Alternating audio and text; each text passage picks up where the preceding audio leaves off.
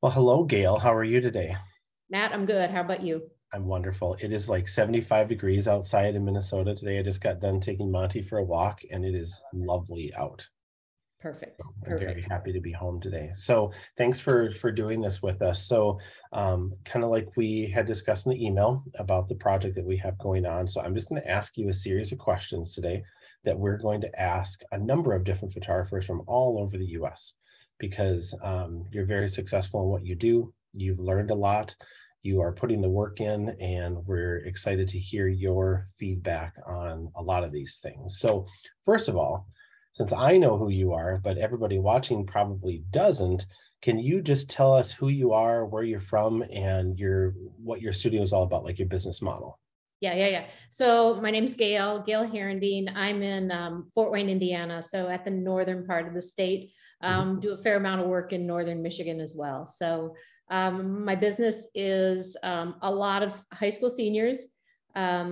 Do some outreach for the school sports seniors, the banner work for the seniors. Yep. Yep. And then I have a bit of a corporate aspect to my business as well. I'm doing some corporate artwork for a lot of dental offices, some manufacturing, things like that.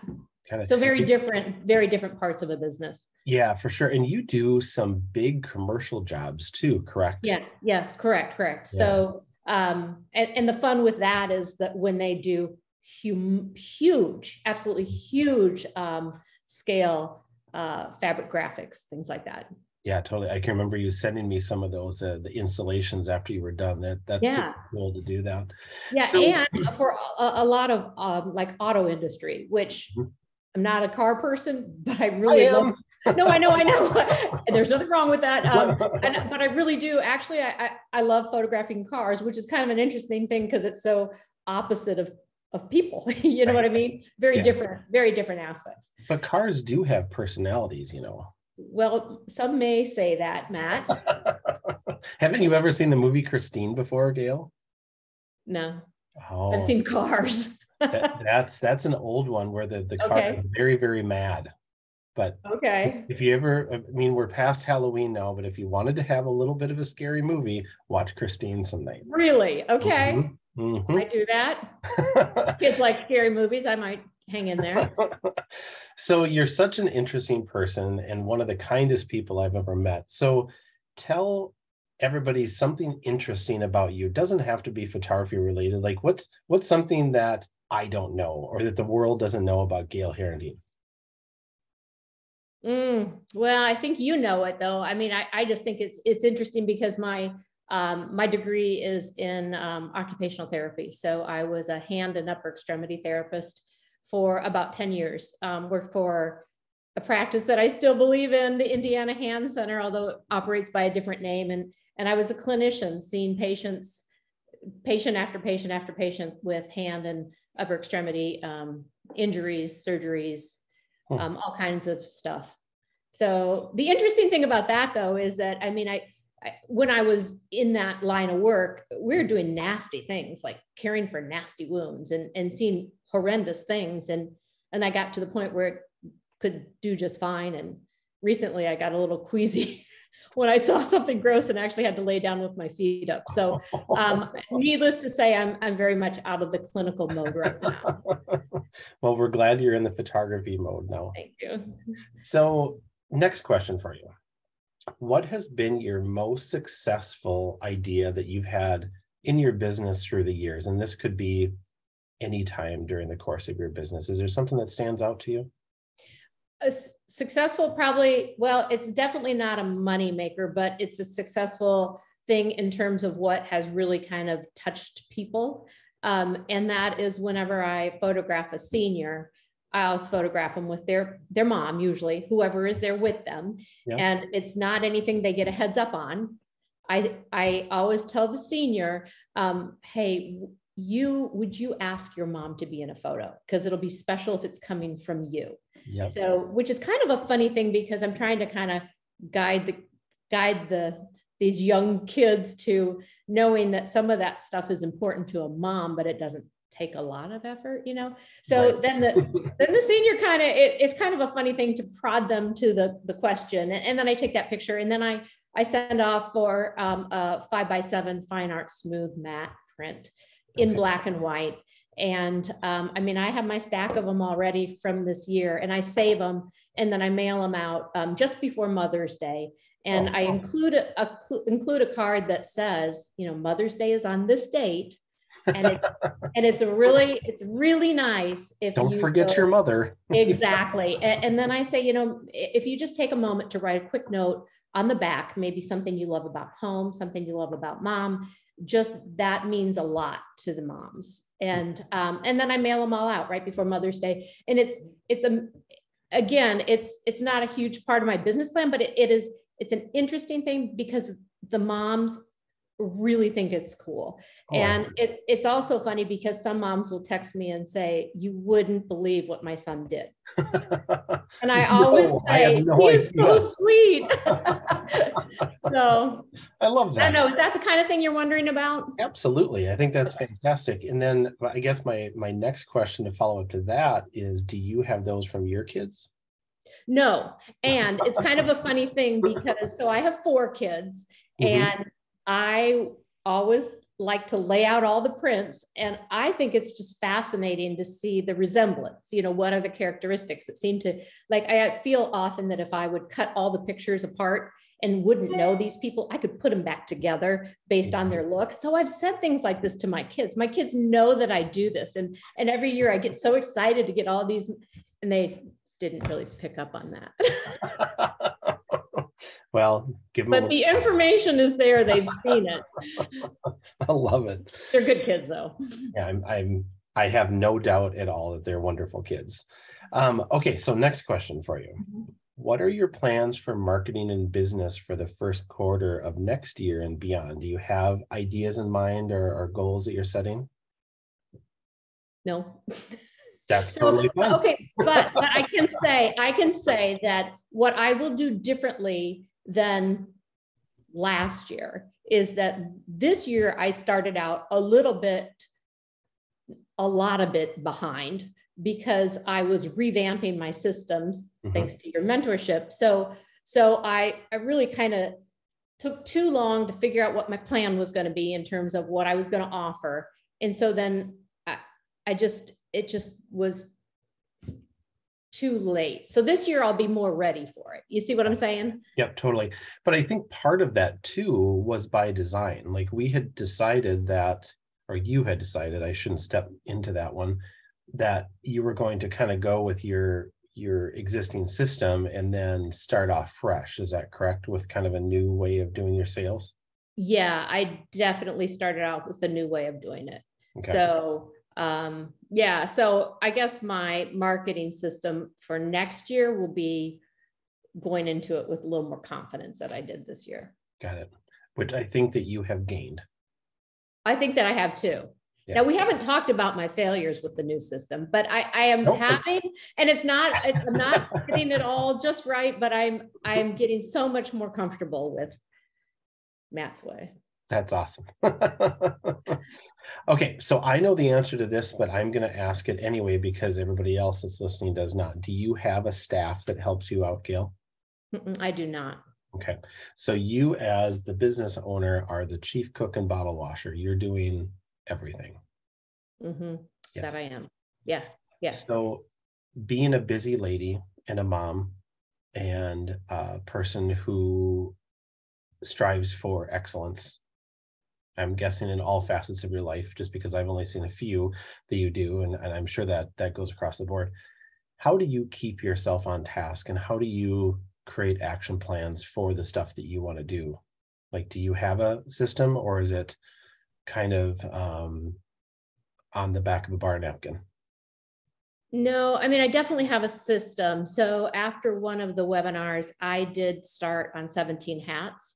Okay. So, and I don't know if that's the kind of answer you're looking for, but that has been really, really good because it forced me to get my systems and my correspondence and everything all dialed in before I hit the ground running. So that I am not using it. I found it kind of confusing actually, but I'm not using it to the full extent that I should be. But that is really, that's helped a lot. And it, for me to define some of these things was really good, because then you just send out your prices, or you send out whatever you need to send out without overthinking it. You know, I mean, it's just what it is. And there's probably a whole bunch of people that are thinking, well, no kidding. But when you go from a therapist to a loves to photograph to I'm photographing and now I should start my business, it's not a super intuitive thing to have all that pricing and everything set in stone so much. Does that make sense? Yep. So I'm going to step into my coaching mode here for a second. Okay, I'm ready. Okay.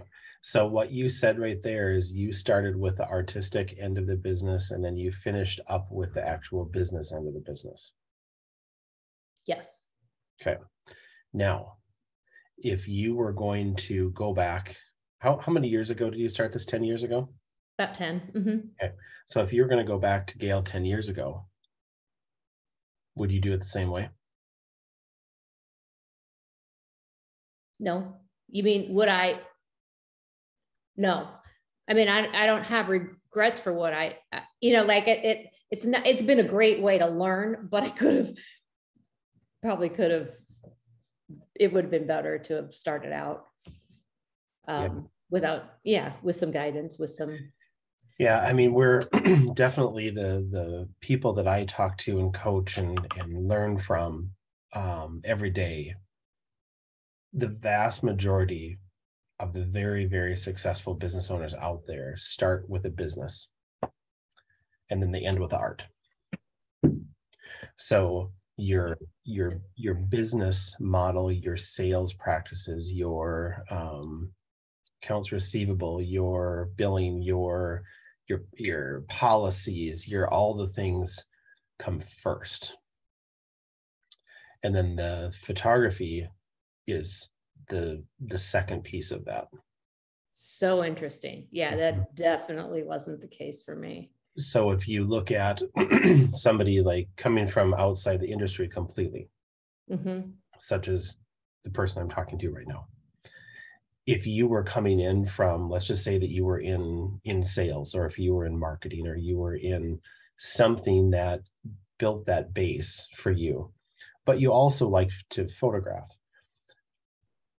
not in carbon copy at all, but in practice, you should be able to take, if you start with the business and add on the photography aspect of it, the art end of it, you should be able to take that style and basically put it into any practice you'd want to, because you've got the business end of it first. You're learning the sales end of it, the money end of it, the communication end of it, all the things first.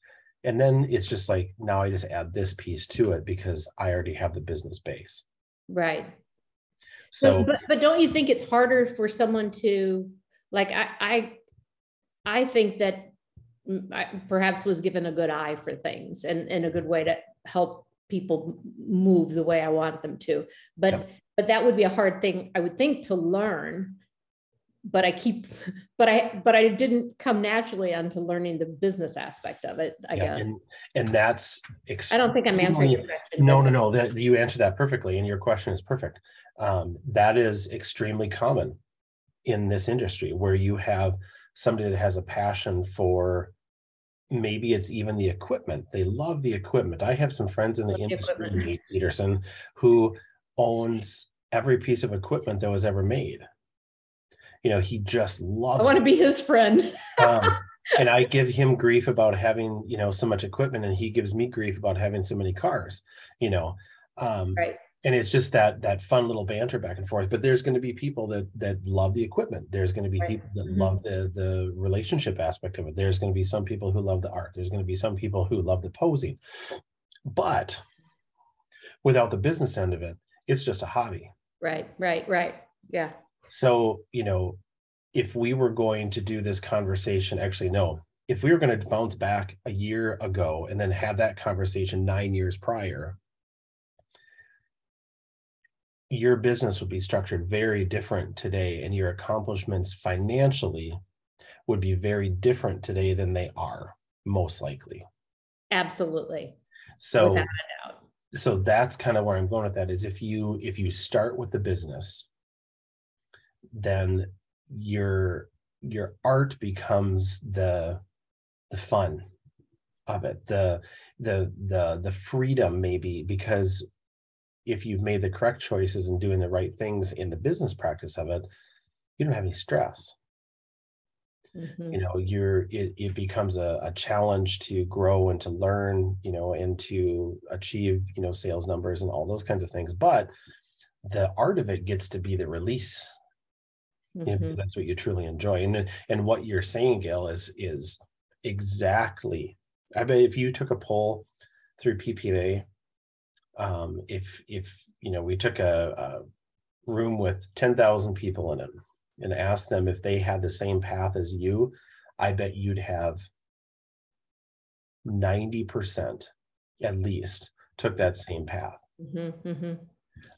But I can think of right now a large handful of people that I talk to that are running $1 million plus a year businesses because they started with the business. It's so interesting. Yeah. Yeah. And they run the business like a CEO versus an artist. Mm-hmm. Well, it's an interesting thing too, because I can promise you I would be doing things the way I did 2 years ago. Like I would have maybe made some small changes along the way, but I would never have made the changes that I made now without your help. Mm-hmm. But it's also interesting because I think that by luck and by grace, I came upon your help. But I think like when I first started out, I don't even know where I would have gone for help, like for mentorship. You know Right. what I mean? Like I would never have even, and maybe I should have looked into that more. But it is an interesting thing how things turn And out. and really photography is such an interesting career because most of the time now people are so willing to share, because when one person gets better, everybody gets better. Mm-hmm. And if we're bringing the whole group up, that's positive for everybody. Where in a lot of industries it's not that way. It's protect your own knowledge and do all that stuff, where within the last 10-15 years photography has gotten extremely open in sharing knowledge. So you definitely don't need to be hard on yourself for not seeking that out, because in 10 years ago that's a different time. Right. Yeah. It was post some financial hardship, going through the recession, and all the things coming out of that. I mean, the late 2009, 10, 11 they were tough years, and to find somebody who would be willing to share at that point was probably a lot more difficult than now. Super interesting. Yeah. So, yeah. But anyway, we took a hard right off of that one, but that's okay. That's a really good conversation. So let me ask you this as a follow-up. Most people become photographers for a specific reason. And since you came from completely outside of the industry, what is your why, Gail? Why do you do it? I mean, I enjoy it. I mean, I love to see, I love to do it, but what put me into it really serious is that when my kids were actually all swimming, I thought, there is no way on earth I want to be in the bleachers. I'll photograph. And then that's where you really, just doing that so much really got me to kind of work on the technical aspects of it. But, my why, I think it's a really good challenge. It's social, and it's really challenging. To me, the business aspect now is, I don't want to say it's a game, but it is definitely a challenge trying to figure it all out. And, and now this is my first year with all the kids out of the house, and it's not really a go to lunch type of gal, or so it's fun, Yeah. Yeah, you don't strike me as the hanging around the water cooler, having idle chit chat type of lady. I like to do stuff. Yeah. You're a busy lady. So, if you were going to give one piece of advice to people who are listening today, watching this video and learning, what would that piece of advice be after 10 years? Is it fair enough to say to find a mentor if this is not your thing? I'm being serious though. I mean, Yeah. it's true. I mean, I'm not just doing that to, make you feel all high and mighty, Matt, but Yeah, but I that's mean, my and it also, mantra. I mean, it has changed the way, it truly has changed the way that I think about so much stuff, and this last week was a little bit of a hard week, and you will not hear me say that a lot. I really don't feel like I have very hard weeks, and I kind of laugh like, how hard can a week be when you're a photographer? But there were just a few things that were kind of hard, and I kept on thinking, okay, Matt would say, I was thinking, what would Matt say? And I thought, well, I think what I've done is I let myself get a little bit walked on, so it's helped me figure out how to process things. And so I guess, I mean, it would be great if people had a way to find a mentor, just because there's no, it's kind of like giving your kids advice, I mean, it's, Yeah. you want to give people advice so they don't waste the time that you did. I'm not saying it was wasted time, but it Yeah. could have been different, Yeah, for sure. And when we were talking before, when we first jumped on here, you had mentioned about selling in person too. Mm-hmm. Can you expand on that a little bit? Yeah. So I can't really expand a lot on selling in person, although that's what I'm really working on. Mm-hmm. But the difference and this is my first year to do it. So prior, I would do a shoot and go through it, kind of do my culling, and then put up the proofs online and tell them, the clients, to get back with me, give me their list of their X number of favorites. And that was the system I've always done. And I remember you saying, you're doing your clients a disservice.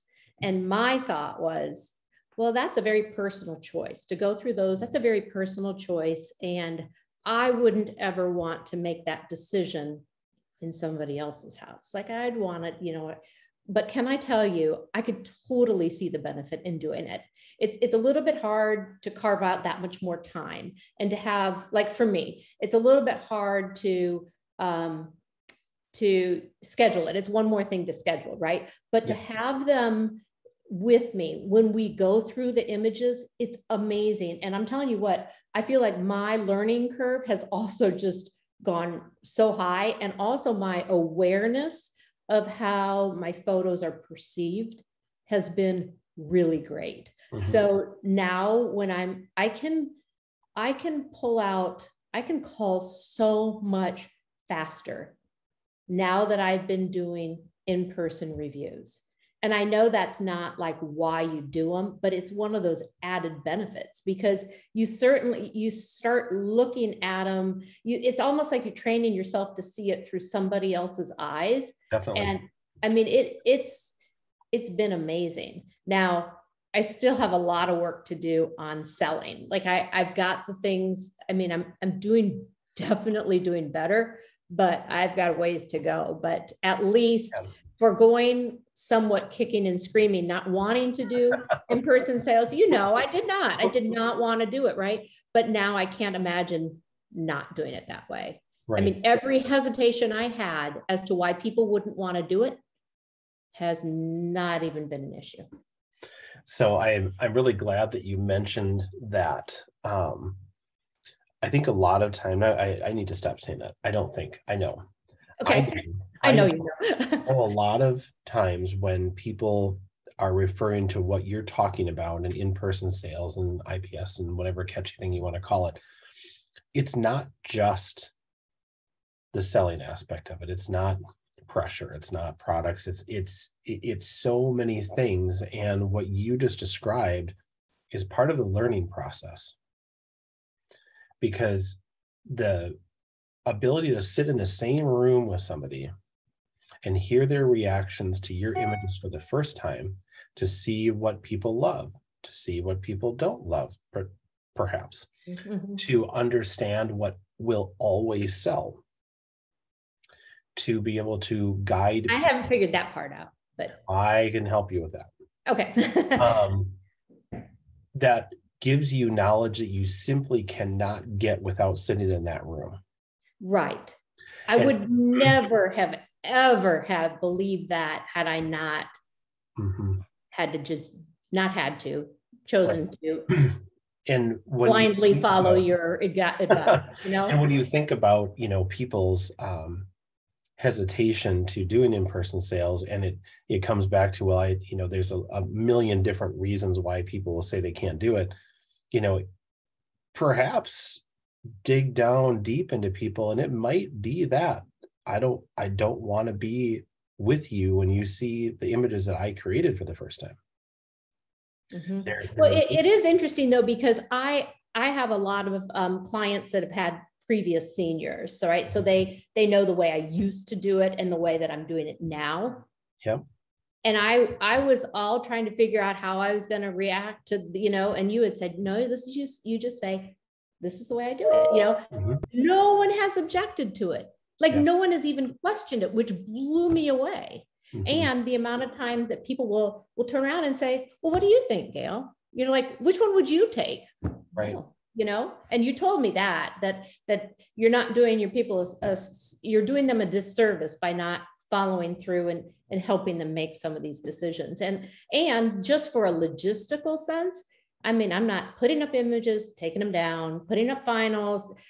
And when they leave, it's all a tidy package. You know, it's all, I know exactly what my marching orders are all the way through to their graduation invitation and thank you cards. I mean, all that has been picked out. It's very nice.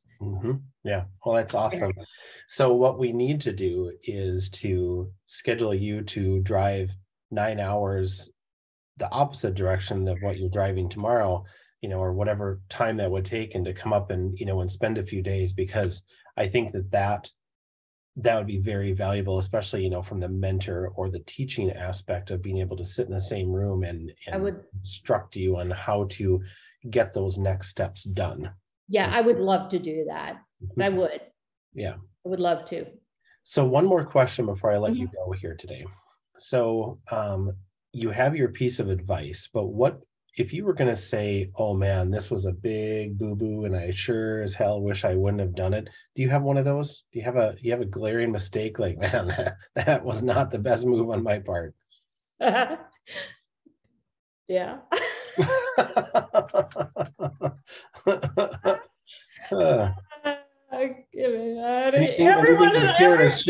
Anyone listening is going to be like, oh, Gail. I mean, giving away everything. You want the digitals, all the digitals. You want my you know, I would give away. I know you're just dying. You know, I'm going to tell you though. So, I mean, I would give my final polished images and all the unedited images that weren't their favorites. And my thought was, oh man, you know, the difference between one look and just a slight shift or just a slight glance in the eyes, like to a mom, that's everything. That's like all these different looks your kids have. So as a mom, you don't want just, you know, you don't want just one perfect image. Some of these other ones are so awesome. And so that's what drove me to doing that. But in honesty, it creates a lot of extra work. And I was, you know, this year, one of the clients said, oh, well, you know, we used to get all those. And I said, oh yeah, I don't do it that way anymore. Because Gail needs to see. And she said, okay. So like, I mean, I even had to be kind of taught just to not have to say more than that. You know, it's not the way I. So if you know, for anybody listening here, if you can imagine walking into your favorite clothing store and seeing the mannequin that has the trendy new outfit on, and you'd really like to, you know, to have that whole outfit, but you know, you're only really going to buy the jeans. And then you go to check out and the person helping you says, you know what, you're just so nice. I'm going to give you the whole outfit for free. Thank you. So that's literally what you were doing. Mm-hmm. Mm-hmm. And I think when you're going through that process, and I'm saying I think on this because I'm not you, but I think I have a fairly good idea. It's a lot of internal discussion in your head and in your heart, trying to figure out how Gail doesn't represent the client that you're actually working with. Gail as a person, a human being. Because you were selling, or you were rationalizing to you as your client. Okay, let me say it back and make sure I understand what you're saying, because I know that you had said to me at one point, Gail, just because you feel that way does not mean your clients feel that way. Is that what you're saying? Mm-hmm. Yeah, exactly. Yeah. Because that again is such a foreign thing to me, because you run through your life and you're trying to think about like what you do. How do you want other people? Like, how am I trying to say this? You're trying to treat people the way you want to be treated. But that again is coming at it from a non-business aspect. I know you could still merge the two, but it's a very, very different mindset. Yeah. I mean, it's the difference between a hobby and a business. Mm-hmm, mm-hmm. And there's nothing wrong with doing photography as a hobby. That's totally fine. But if you are somebody that is relying off of your photography as a way to eat, and to pay for healthcare and to do, have a car and do all the things that we all need to do, that's different. Right. And I'm here to help you keep learning and keep grasping more of that business side of it. Yeah, I know I'm not done. Oh no, we're not done. You got a lot more work to do, Matt.